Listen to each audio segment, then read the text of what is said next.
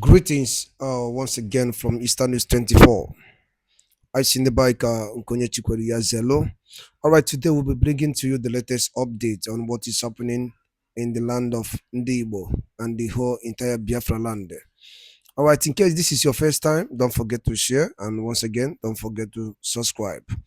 All right, this news is according to the Biafran activist Wetalaya Bozi, as he quotes, massive good news. Donald Trump judicially clears Maazi Simon Ekpa's all charges. This is massive big. When I mean big win. All right, this is according to the activist Wetalaya Bozi Akwukwo. I would like us to pay attention to listen to what you have to tell us.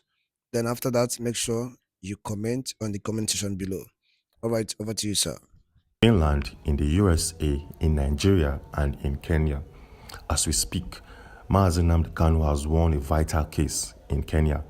And as we speak, Simon, a man held in Kilamakoski Correctional Center, has also won a big and vital case. Yes, at the same time, the USB movement also has done something nobody in the whole wide world was expecting them to do at this particular point in time. So the question here is, which case did Maazi Kanu win?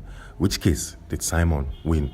And what has the USB movement done that will change its trajectory going forward? Well, in this video, we shall be discussing and critically analyzing every single thing that has happened and played out behind the scenes so you can see and understand. Yes. So we don't even know which news to start with. We don't even know where to begin this update. Should we begin with Maazi Kanu's case or Simon's case or the biggest news coming from the USB movement? Well, we are actually in a big dilemma because this video is fully packed with info, news, and good news. But then, let's start with Simon. Yes, we all know that Simon is currently facing some charges in the Päijät-Häme District Court in Finland. We all know that his case has currently been closed, but then his bail application is in process. So the question here is, which case did Mr. Simon win? Well, for better understanding, take a look at this publication coming from the Deputy Prime Minister of the USB movement in the person of Ngozi Oraboize. When you take a look at this tweet, you notice that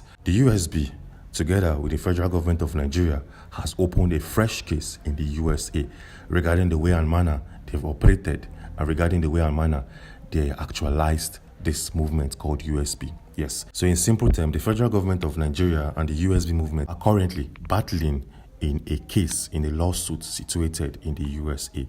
So how did Mr. Simon come out triumphant? Well, just recently, yesterday to be precise, we received a clear and distinctive news and article stating that Simon's case or name has been removed from that lawsuit presented by the Nigerian federal government. That is to say, the Nigerian federal government doesn't have any evidence, don't have any info or data against this man in a lawsuit situated in USA, the most powerful nation of the world. Yes, for better context and for a clearer picture, let's take a look at this tweet coming from Ngozi Oraboize that will disclose every single thing you need to know at this particular point in time. This tweet reads, and I quote, "Breaking update on the DC court's case against Biafra restoration.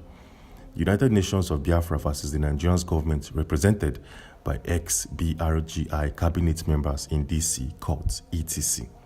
The USB has engaged the services of 8 professional attorneys and 10 legal advisors in Washington, D.C., America, Europe, and Biafra to engage and confront the agents of Nigeria's government paid to disrupt the independence of the USB movement." This is massive. Yes. So what is the structure of this case?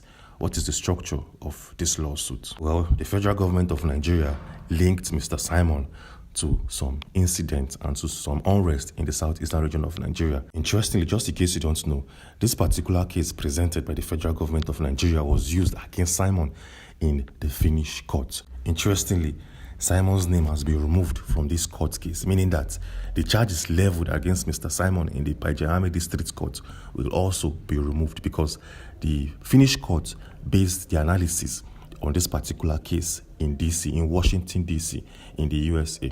And as we speak, Simon's name has been removed, which means that the charges leveled against him in Finland based on this analysis and court proceedings in Washington, D.C.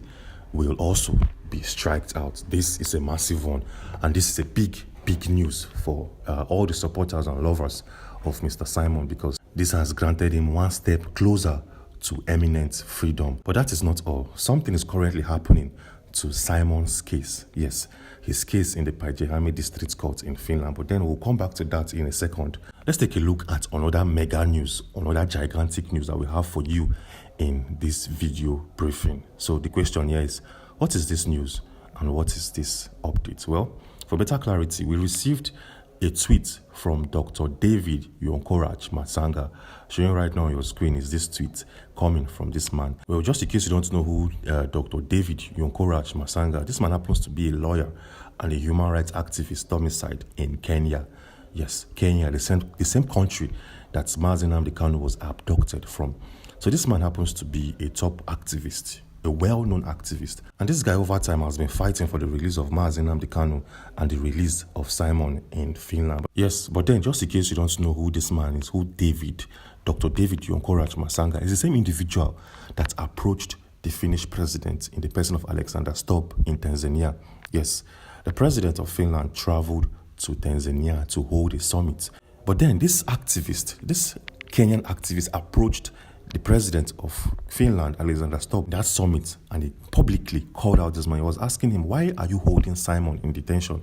Why can't you release a man who is known to be a freedom fighter? That does not sit well with the president of Finland, and it created a lot of chaos and a lot of scenes in Tanzania. But then that is not the case here. That is not the case. This man known as Dr. David Yonkorach Masanga has done something nobody asked him to do and something nobody paid him to do. Well, for better understanding, take a look at this tweet coming from his official Twitter page. It states, and I quote, "Nigeria, this sweet victory, release Nnamdi Kanu to go free. Dear President of Nigeria," and he tagged official BRAT. Statement by Dr. David Yonkorach Masanga, Pan-African Forum Limited and Associates, on the recent court ruling in Kenya favoring Nnamdi Kanu. I warmly welcome and celebrate the recent ruling by the East African courts in the country of Kenya in favor of Mr. Nnamdi Kanu, a landmark decision that marks a critical step in the long journey towards justice, accountability, and the rule of law. The judgment is not just a personal victory for Mr. Nnamdi Kanu. It is a resounding affirmation that Nigeria must adhere to the sanctity of international law, due process, and human right dignity must be upheld regardless of political convenience and affiliations. Well, just in case you don't understand what is currently going on here, Dr. David Yonkorach Masanga filed a lawsuit against the government of Kenya together with the USP movement. The moment Nnamdi Kanu was abducted in Kenya, this man used his own finances, used his resources, and used his time to file a lawsuit on behalf of the Biafran people against the government of Kenya regarding the way and manner Nnamdi Kanu was abducted from their region. Yes, this case went on and on for a couple of years now. It went on and on for months and months, but now we have a result, and the Kenyan court has given a ruling. Yes. So the question here is, what did the Kenya court do, and how did Mazi Nnamdi Kanu come out victorious? Well, take a look at this article showing right now on your screen. This is a full summary of every single thing that played out. It states, the recent ruling by the East African court in Finland regarding Mr. Nnamdi Kanu is indeed a significant development in the pursuit of justice and accountability. Here are the key highlights of the landmark decision. The very first one here is ruling details. Yes. The Kenyan court declared that Mr. Kanu's transfer to Nigeria was illegal. The ruling emphasizes the importance of adhering to legal protocols in extradition cases. The court awarded 10 million Kenyan shillings, which is approximately 120 million naira, in damages to Mr. Kanu for the unlawful actions taken against him. The second is context of the case. Mr. Kanu, the leader of the IPOB movement, was abducted and rendered to Nigeria in 2021. This ruling challenges the legality of such actions and reinforces the need for accountability in international law. The third one here is reactions. The IPOB has hailed the judgment as victory, viewing it as a crucial step towards justice for the leader and a broader affirmation of human rights. And the fourth one here is the implications. This ruling not only impacts Mr. Kanu's situation, but also sets a precedent for future cases involving extradition and human rights violations in the region. So as you can clearly see, this is a big one for Mazi Nnamdi Kanu. This is a game changer. The Kenyan court has awarded him or given him 120 million naira for damages. And this, like I said, was done by this activist and lawyer in Kenya known as Dr. David Yonkorach Masanga. Well, just in case you don't believe anything I'm saying, showing right now on your screen is a full document coming from the courts in Kenya regarding the human rights violations on Nnamdi Kanu. When you look closely, you get full updates and you get a better clarity. And showing right now on your screen is the second page of this document that was stamped, signed, and the applicant here is David Yonkorach Masanga, the founder of Pan-African Forum Limited. This is a massive one, and this will go a long, long way. And this definitely will play a vital and pivotal role in Nnamdi Kanu's case come 18th of July of 2025.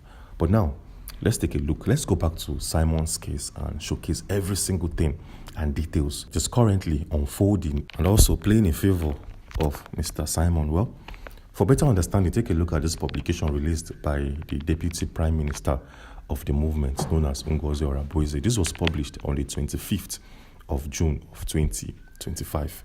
It reads, and I quote, "Update from Finland on our Prime Minister's case. Today being the 25th of June of 2025, the case of tax evasion and legal advice issue against our Prime Minister, Simon, came up today in Finland court. The case was trashed within 2 hours." Yes, just in case you don't understand, Simon faced the Paijahame District Court on the 25th of June of 2025 regarding his case of tax evasion. And based out of the article written by this lady, she claimed that the case was trashed within 2 hours. So how is this a good news, and how will this play in favor of Simon? Well, on the 26th of June of 2025, the human rights activist who filed a lawsuit on behalf of Nnamdi Kanu and won, the human rights activist known as Dr. David Yonkorach Masanga, he also filed a follow-up lawsuit and a follow-up petition against the government of Finland regarding Simon's case of tax evasion. Yes, so how did we know? And how did we get to find out? Well, it's quite easy to get information these days. Showing right now on your screen is a publication or a video released by this man. This is the man. This is his face. He made a video on the 26th of June of 2025, a couple of hours or a day after Simon appeared before the Paijahame District Court to answer for tax evasion. In this video, Dr. David Yonkorach Masanga clearly called out the government of Finland.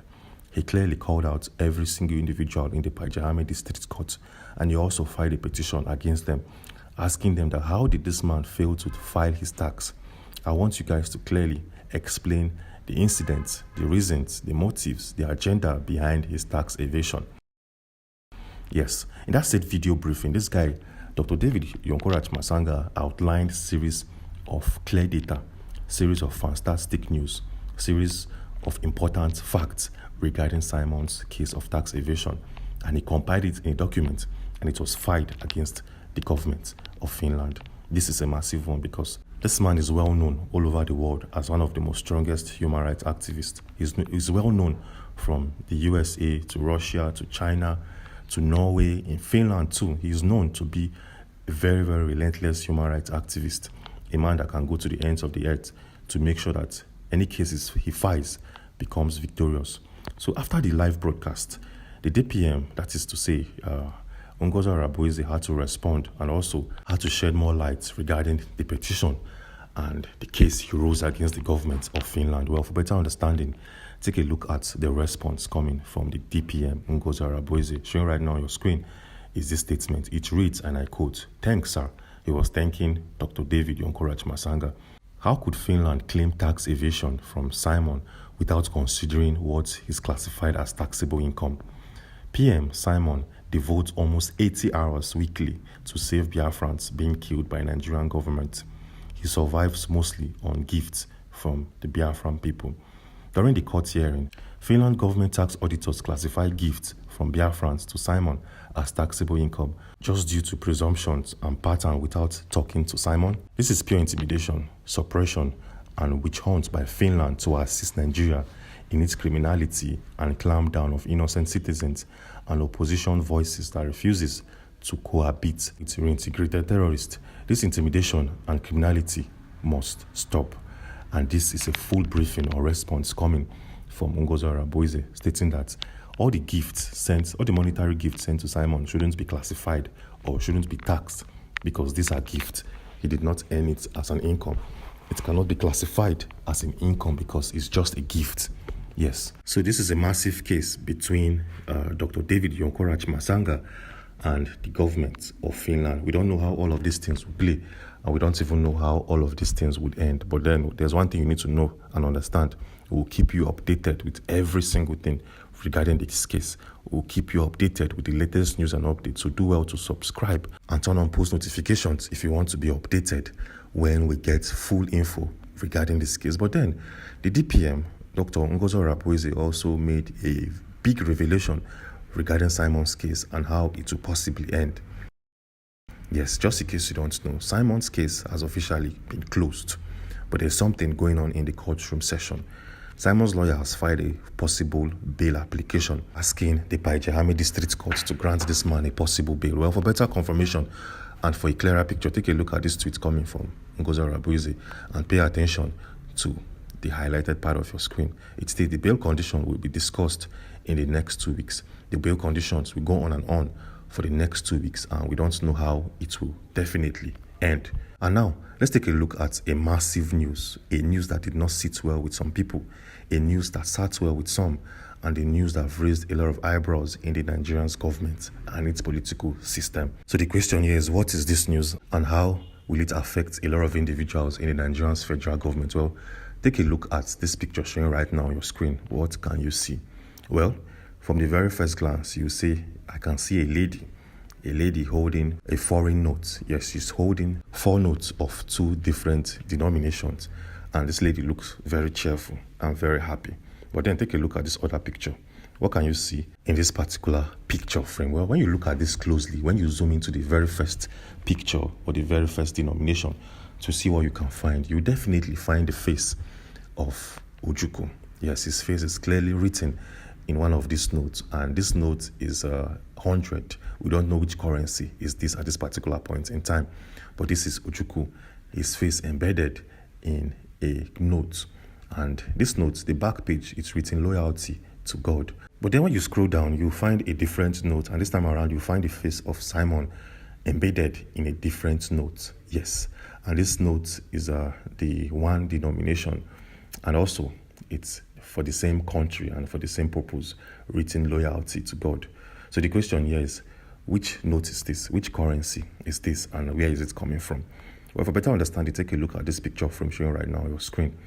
As you can clearly see, this lady holding this note is Ngozi Araboise, the Deputy Prime Minister of the movement. Yes, as we speak, this lady has unleashed a new currency that will be used by the Biafran people. Yes, she has launched a currency that will be introduced into the system. So the question here is, which currency is this?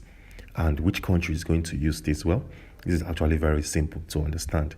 Based out of this picture from showing right now on your screen, that we can clearly see the face of Ojukwu and we can see the face of Simon.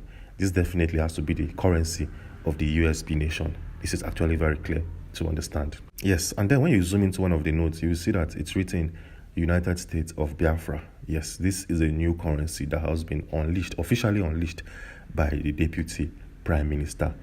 Yes, so what is the name of this currency and what is the value and how will it be introduced into the system? Well, for better clarity and for a clearer picture, showing right now on your screen is a tweet coming from Ngozi Araboise, who happens to be the Deputy Prime Minister. This tweet reads, and I quote, "Breaking, United States of Biafra, Ejemma, signed, sealed, and delivered.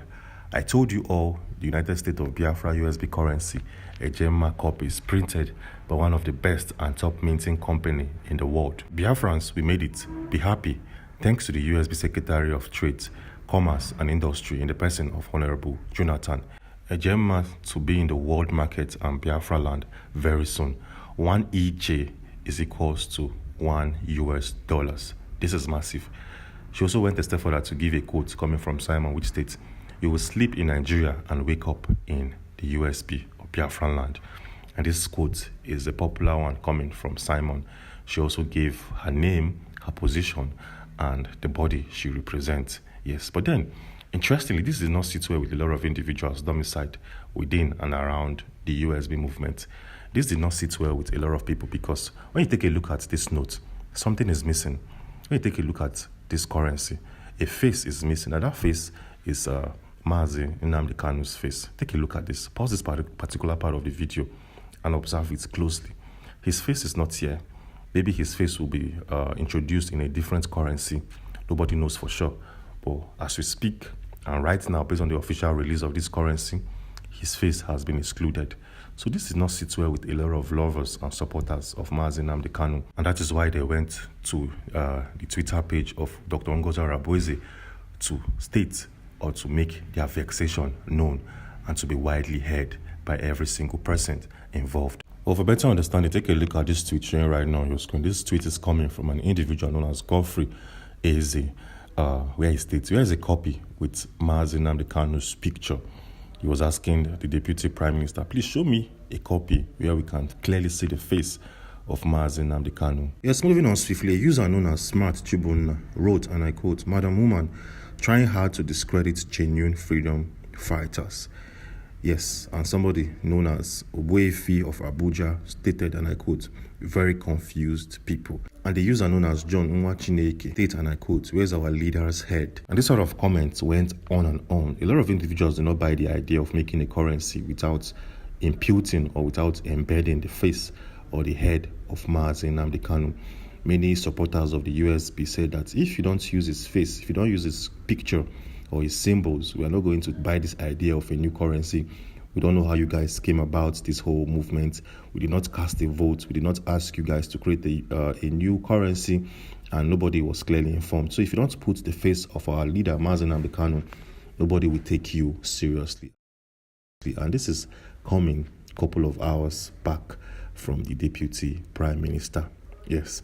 So many believe that this woman known as Ngozi Arabueze is very authoritative in nature, and she doesn't seek the permission or the contributions from the USB people before she makes any conclusion or makes any findings. And this is a massive one coming from the movement of the USB people.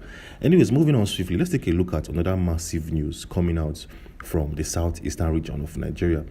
A news that definitely will send a lot of fears and shivers into the heart and many individuals in that country. Well, on the 20th of June of 2025, a very close friend of the DPM, a very close friend of the Deputy Prime Minister of the movement, Ngozi Arabueze, was appointed into a top political position in the USA. Yes, a very close friend, a very, very close friend of Ngozi Arabueze has been made a US political leader. So the question here is, who is this individual and how will it affect the USB going forward? We'll take a look at this picture showing right now on your screen. Let's take a look at these pictures first before I give you a full info and a breakdown of this photograph. As you can clearly see, we have a lady, a white woman, together with Dr. Ngozi Arabueze. Showing right now on your screen is a different photograph taken on that said day. So how is this a good news? Well, take a look at this publication coming from this lady, the DPM, which it states, and I quote, "Breaking. Congratulations, Kendra, for winning the DECAB Republican chair today being the 19th of June of 2025. Kendra takes over from Marcy, our beautiful ex-chair that moved to the White House on President Trump's appointment. Thanks also to Dr. Joyce, who acted as the interim chair before today's election. The United States of Biafra will have a sound political process." So as you can see, a close friend of this woman has been appointed into the White House, and a close friend of this lady also has been appointed or given a role in the Republican Party in the USA system. This is a massive one, and this will go a long, long way because now she knows that she has friends in the US political system. Yes, the DPM knows that she has friends placed in high-ranking positions in the USA that she can easily contact and seek for assistance and guidance. Anyways, moving on swiftly, let's take a look at our last update in this video briefing. Yes, our last media coverage today. Well, sometime last year, specifically on the 8th of April of 2024, a blogger was arrested by a pastor in Nigeria. Well, for better clarity, take a look at this publication where it states blogger who accused Lagos cleric of fake miracles remanded in Kefi prison.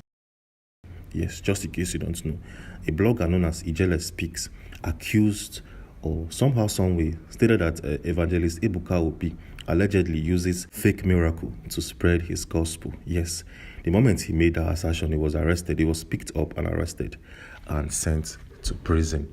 But now we have a good news. We have a good news because as we speak, Ijele Speaks has been released after spending 1 full year in prison over defamation. Well, take a look at this publication coming from Sahara Reporters where it states, breaking, influencer Ijele Speaks finally released from Ikoyi prison after over 1 year in custody amid defamation charges by evangelist Ebuka Obi. This came as a shocker because how can this man spend 1 year in prison because of a case of defamation, a civil case? This is crazy.